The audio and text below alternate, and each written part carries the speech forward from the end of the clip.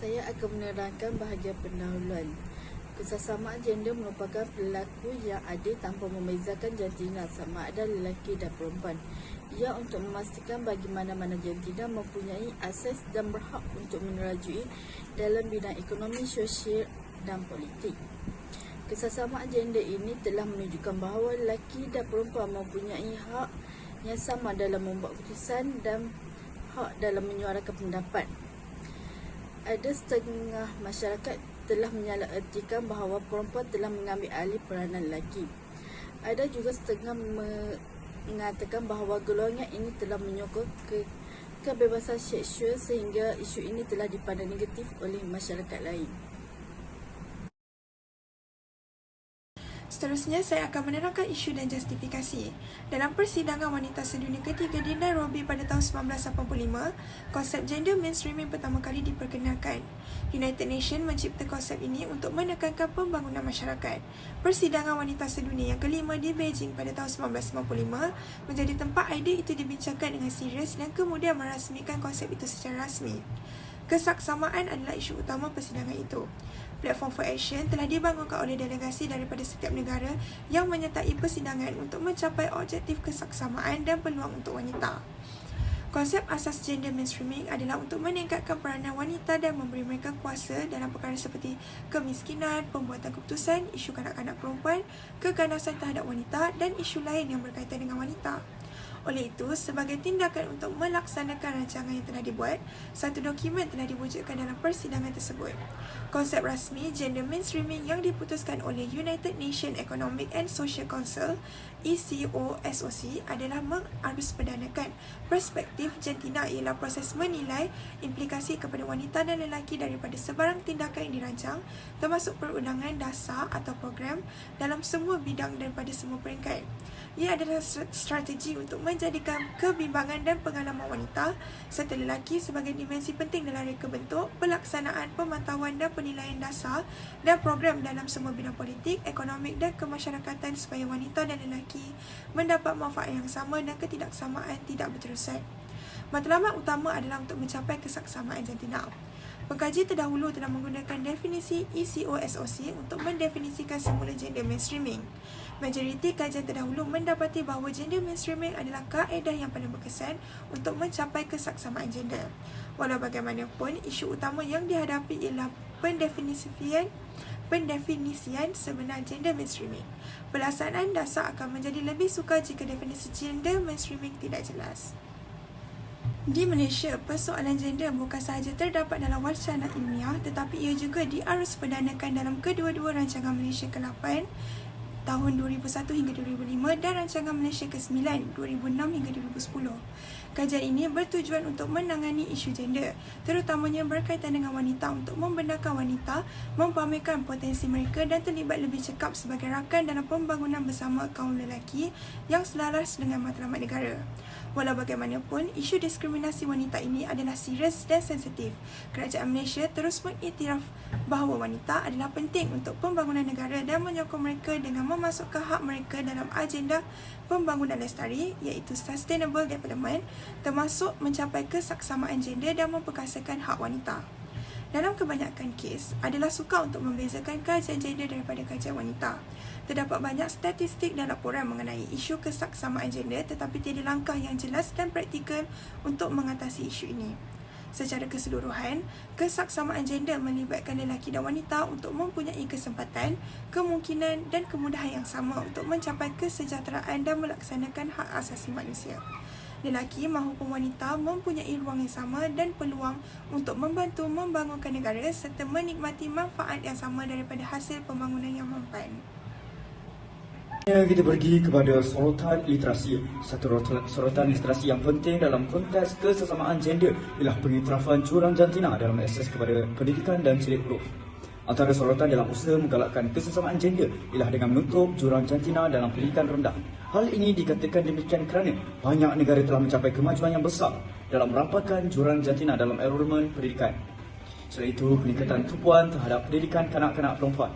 Kerajaan dan organisasi telah mengiktiraf kepentingan melabur dalam pendidikan kanak-kanak perempuan untuk memecahkan kitaran kemiskinan dan mengalahkan kesesamaan jantina. Sorotan dalam usaha menggalakkan kesesamaan jantina juga dengan membuat advokasi untuk dasar pendidikan responsif jantina. Organisasi dan komuniti telah secara aktif mendesak dasar pendidikan responsif gender yang menangani keperluan dan cabaran khusus yang dihadapi oleh gadis dan wanita. Ini termasuklah menggalakkan kurikulum sensitif jantina, menyediakan sumber untuk pengurusan kebersihan haid di sekolah dan menghapuskan keganasan berasaskan jantina dalam ketetapan pendidikan. Akhir sekali, pelibatan lelaki dan lelaki menyedari kepentingan melibatkan lelaki dan lelaki dalam usaha mencapai kesesamaan jantina. Inisiatif telah muncul untuk melibatkan mereka dalam program literasi dan pendidikan. Pada metodologi, kesesamaan gender adalah isu yang kompleks dan pelbagai rupa yang memerlukan pendekatan yang komprehensif dan bersilang. Kesesamaan gender juga ialah prinsip bahawa semua individu tanpa mengira jantina mereka harus mempunyai hak, peluang dan layanan yang sama dalam semua bidang kehidupan. Mencapai kesesamaan gender memerlukan menerangi dan mencabar faktor sosial, ekonomi dan budaya yang menyumbang kepada diskriminasi dan jurang perbezaan berasaskan jantina. Berikut ialah beberapa metodologi dan strategi utama yang biasa digunakan untuk menggalakkan kesesamaan jantina. Yang pertama, rangka kerja undang-undang dan dasar. Rangka kerja undang-undang dan dasar kesesamaan gender merujuk pada undang-undang, peraturan dan dasar yang dilaksanakan oleh kerajaan dan badan antarabangsa untuk menggalakkan hak dan peluang yang sama untuk semua jantina. Rangka kerja ini bertujuan untuk menangani dan membetulkan diskriminasi dan ketidaksamaan berasaskan jantina dalam pelbagai aspek kehidupan termasuk pendidikan, pekerjaan, penjagaan kesihatan, politik dan interaksi sosial. Walaupun rangka kerja undang-undang dan dasar tertentu berbeza-beza merentas negara dan wilayah, terdapat beberapa elemen umum dan perjanjian antarabangsa yang mempengaruhinya. Terdapat beberapa komponen utama rangka kerja undang-undang dan dasar kesesamaan jantina. Selain itu, kita boleh juga membuat dengan pendidikan dan kesedaran. Pendidikan memainkan peranan penting dalam mencabar stereotip jantina dan menggalakkan kesesamaan gender.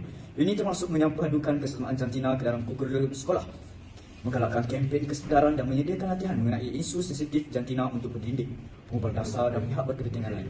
Pendidikan dan kesedaran kesesamaan jantina adalah penting dalam memperosikan hak, peluang dan penghormatan yang sama untuk semua individu tanpa mengira identiti jantina mereka. Selain itu, permakasaan ekonomi juga merupakan metodologi yang perlu dibuat oleh semua. Meningkatkan penyertaan ekonomi wanita dan menangani jurang wanita dalam pekerjaan, pendapatan dan keusahaan adalah penting untuk mencapai kesesamaan jantina. Strategi mungkin termasuk menggalakkan gaji yang sama untuk kerja yang sama, menyokong akses wanita kepada perkhidmatan kredit dan kewangan, dan melaksanakan dasar yang memudahkan keseimbangan kerja, kehidupan dan cuti ibu bapa. Di samping itu, penyertaan politik, meningkatkan perwakilan dan penyertaan wanita dalam proses politik dan membuat keputusan adalah penting untuk mencapai kesesamaan gender. Ini boleh dicapai melalui langkah tindakan afirmatif, kuota dan mewujudkan kesetaraan dan membolehkan yang menyokong permaskuasaan dan kepimpinan politik wanita. Akhir sekali, menghapuskan kesesamaan keganasan berasaskan jantina. Membateras keganasan berasaskan jantina adalah aspek kritikal dalam menggalakkan kesesamaan jantina. Ini termasuk melaksanakan undang-undang dan dasar untuk mencegah keganasan, mendirikan perkhidmatan sokongan untuk mangsa yang terselamat dan meningkatkan kesedaran tentang keganasan yang berbahaya. Tak dilupakan juga metodologi dengan melibatkan lelaki dan lelaki. Menghapuskan kesesamaan gender adalah tujuan yang penting untuk mewujudkan masyarakat yang adil dan inklusif. Namun melibatkan lelaki dan lelaki adalah usaha ini juga yang sangat penting. Di bawah ini terdapat beberapa langkah yang dapat dilakukan untuk mencapai tujuan tersebut. Pendidikan dan kesedaran. Pendidikan adalah kunci untuk mengubah sikap dan persepsi. Melibatkan lelaki dan lelaki dalam program-program pendidikan yang memperlukan kesetaraan gender dan mengajarkan mengenai isu-isu yang dihadapi oleh perempuan dan minoritas gender lainnya adalah langkah awal yang penting. Kesimpulannya bahawa metodologi ini tidak menuduh dan pendekatan mungkin berbeza bergantung pada konteks budaya, sosial dan ekonomi adalah penting untuk menyesuaikan strategi dengan keadaan tertentu sambil meningkatkan prinsip kesesamaan jantina sebagai teras. Okey, seterusnya adalah perbincangan. Kesesamaan gender dalam dunia moden sekarang adalah satu trend di mana tiada yang ditindas atau yang tertindas. Namun begitu, tidak semua negara melaksanakan sepenuhnya program untuk kesesamaan gender ini. Oleh itu, saya akan menerangkan tentang penyelesaian untuk isu kesesamaan gender ini. Pertama adalah penubuhan NGO, Persatuan Tadbir Urus Baik dan Kesesamaan Gender. Tujuan penubuhan ini adalah untuk merangka dan melaksana program jangka masa pendek dan panjang ke arah kesesamaan gender. Yang kedua adalah peruntukan Undang-Undang Malaysia bagi hak wanita dalam bidang sukan. Dasar-dasar kerajaan atau soft law diperkenalkan dalam memberi satu garis panduan yang jelas dalam menghormati hak wanita dalam sukan serta meningkatkan penglibatan wanita dalam bidang sukan. Yang ketiga pula adalah membuat penyelidikan wanita dan gender. Penyelidikan ini bertujuan untuk menghasilkan pelbagai elemen tindakan dan advokasi.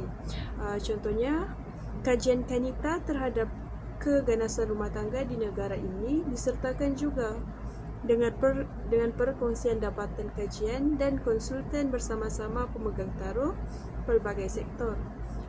Penyelesaian yang keempat adalah pemerkasaan agensi wanita. Pelan tindakan gender negara merupakan satu roadmap yang digubal oleh wanita keadilan. Wanita juga lebih cenderung daripada lelaki untuk keluar dan menjadi tenaga kerja. Penyelesaian yang terakhir adalah mengarus perdanakan gender Malaysia bertujuan untuk menilai kesan perancangan terhadap wanita dan lelaki di setiap peringkat. Ia dilihat sebagai strategi untuk mengambil kira perspektif wanita dan lelaki di dalam semua peringkat pelaksanaan, pemantauan dan penilaian dasar. Secara kesimpulannya, kesesamaan gender ini perlulah diberi perhatian agar berlakunya keadilan antara lelaki dan juga perempuan. Negara Malaysia masih tidak menggunakan kesesamaan gender kerana masyarakat masih tidak diberi pendedahan tentang kebaikan dan kesan positif kepada masyarakat. Bukan itu sahaja, kita juga perlulah mengikuti negara maju yang lain dengan melaksanakan kesesamaan gender ini supaya ekonomi negara dapat berkembang dengan baik. Apabila ingin melaksanakan kesesamaan gender ini, hendaklah mempunyai kesungguhan daripada semua pihak agar ia dapat berjalan dengan lancar. Oleh itu, kesesamaan gender ini akan membuka sinar baru dari pelbagai sudut kepada negara kita, seperti politik, sosial dan juga ekonomi.